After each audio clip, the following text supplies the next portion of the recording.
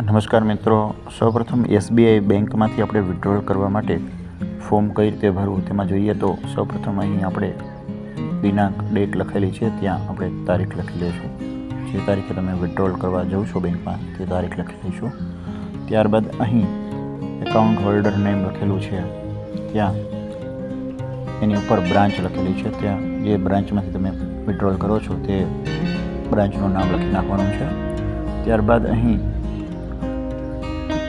ખાતા ધારકનું નામ લખેલું છે, ત્યાં તમે તમારું પૂરું નામ લખી નાખશો.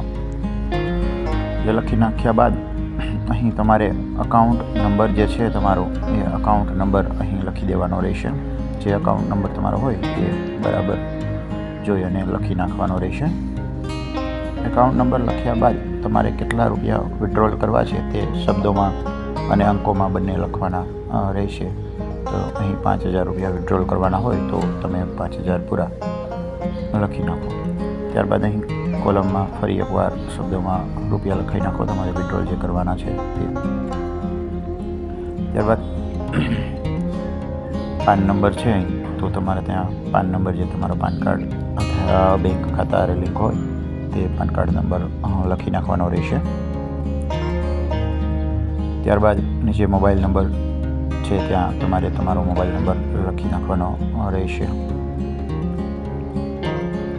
મોબાઈલ નંબર લખ્યા બાદ